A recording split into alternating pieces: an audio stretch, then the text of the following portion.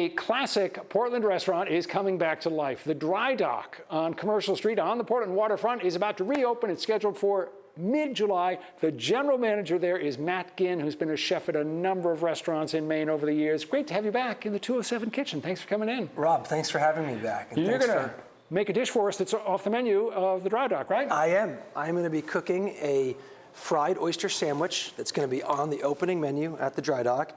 It's actually going to be like a slider, Rob. We're going to be doing a really small, little bite-sized fried oyster. I don't want to call it a po' boy, but a fried oyster sandwich.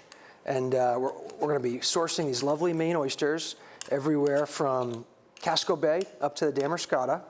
And we're going to serve them raw. We're going to have a lovely raw bar. But for this particular dish, I want to do a little fried bite that'll have a little bit of spice, but I think also will go great with a nice glass of white wine on the porch. We're going to have big, beautiful decks at the Dry Docks. How long have you known how to open an oyster without cutting off a tip of your finger? Oh, Rob, I've probably shucked 10,000 oysters in my career, and I think at the end of the summer we're going to be up over the 20,000 number. Holy smokes! I know you've done a lot in the food world, a lot. He started out picking strawberries at Maxwell's farm, right? That's right. Then worked at the IGA in Cape, then got into the restaurant business. So he's got quite a resume, but I didn't know that shucking 10,000 oysters was on the record. I have 10,000 oysters counting and more, and you're absolutely right. 20 years in kitchens, and this is the first time I've gotten to take a role a little bit outside of the kitchen, and it's really been exciting for me, getting to be involved in some of the beverage decisions, some of the other staffing decisions I haven't in the past.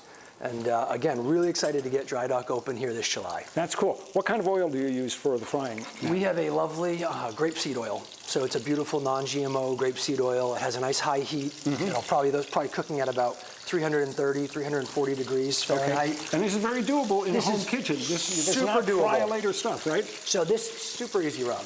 Nice Maine oyster. These are from Nunsuch here in the Casco Bay area. I think some of them are Flying Point as well in Freeport. And we're basically just shucking them, touch of buttermilk into a beautiful cornmeal dredge. And then I'm frying them, like I said, at about 325, 330 degrees. We've got a nice, just kind of potato roll with a little slaw. And it's going to make for a spicy, Maine, hot, awesome sandwich this summer. The oyster story in Maine over the last decade or two has been absolutely thrilling to see unfold. I mean, Maine oysters are as good as you can get anywhere, right?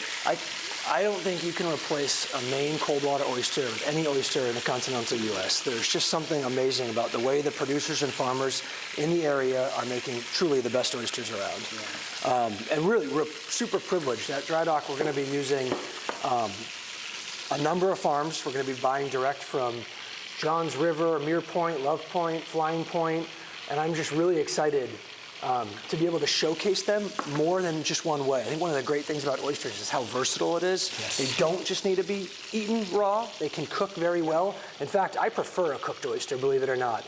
And so this is a little dish I think you could do for a party, you could do for a little hors d'oeuvre party, or for like a lunch sandwich, where you can see how quick it is. I mean, the oysters, they cook super quickly. Lovely cornmeal dredge here. And we're just going to serve them with a nice Maine cabbage slaw. And only a little pinch of salt, because oysters, they have a great salinity all naturally of their own. That brininess is what makes an oyster an oyster. And the aioli, what's in the aioli? We have a nice spicy aioli. We have our little bit of like Tabasco-y sauce that we make in-house with some cured peppers, and then a little bit of soy sauce. I'm just going to pop these right on here, and you'll see. I hope that diners, when they come to the Dry Dock, a table of 10 gets a bunch of these sandwiches. And if someone just wants to have one little slider sitting on the porch on the deck of the Dry Dock, that's an option too. Little oyster slider at the Dry Dock coming this July. Doesn't get much more Maine than that. We've got more information on the Dry Dock, more information on how to make these sliders at home, which you can do. It's an easy recipe, as Matt just showed you. Check it out in the 207 section of our News Center Maine app or website. Matt, thanks so much for coming in. Rob, thanks for having me back. Stick around. Back with more of 207 right after this.